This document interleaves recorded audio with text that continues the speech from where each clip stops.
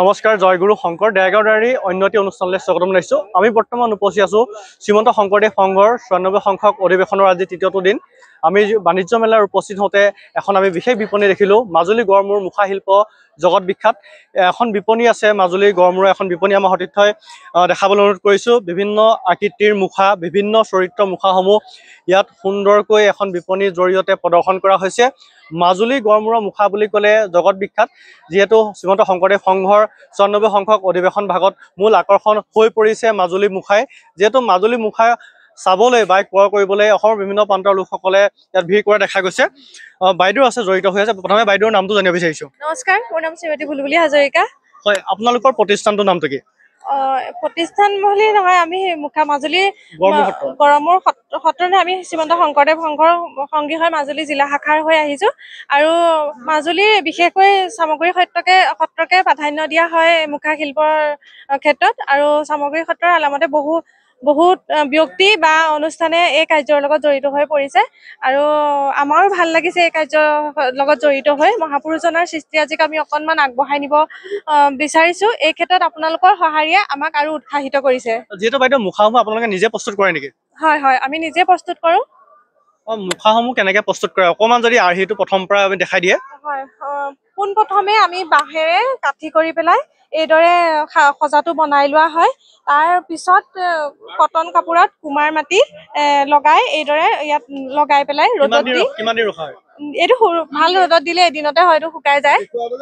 শুকাই গৈ তাৰপিছত ইয়াৰ শুকোৱাৰ পিছত এয়া কুমাৰ মাটি আৰু গোবৰৰ প্ৰলেপ দি পেলাই ইয়াত এইটো চেপ দিয়া হয়। তাৰপিছত এয়া শুকোৱাৰ পিছত আকৌ ইয়াত চিজ মাৰি সমান কৰি পেলাই এইদৰে কটন কাপোৰত কুমাৰ মাটি লগাই ৰ'দত দিয়া হয়। তাৰপিছত এইদৰে বগা মাটি সানি পেলাই কালাৰ কৰাৰ উপযোগী হৈ উঠে। এটা মুখা প্ৰস্তুত কৰোঁতে আপোনালোকৰ কিমান দিন সময় লাগে? হয়তো বতৰৰ লগতো কথা থাকে। বতৰ ভাল হ'লে ৪-৫ দিন লাগি যায়।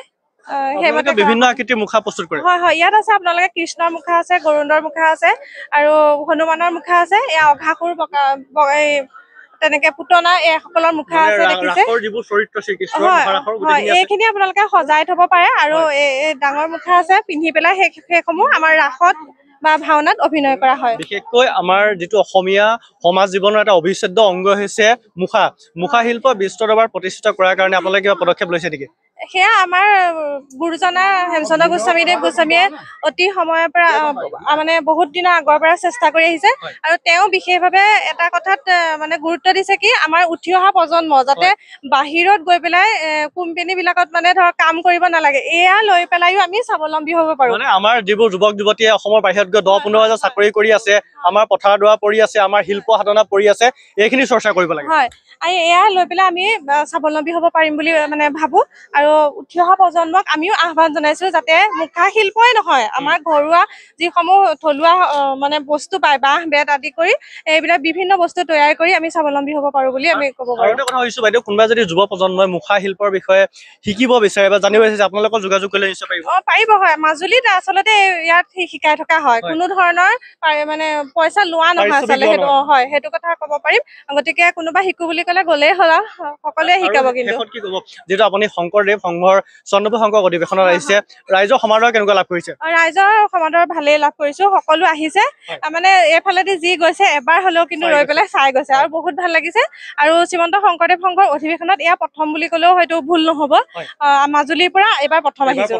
হয়, ধন্যবাদ জনাইছোঁ। যিহেতু অসমৰ এভাগ অবিচ্ছেদ্য অংগ হৈছে মুখা শিল্প সাংস্কৃতিক জগতৰ, তেওঁলোকৰ বিভিন্ন আকৃতিৰ মুখাসমূহ তেওঁলোকে প্ৰস্তুত কৰিছে।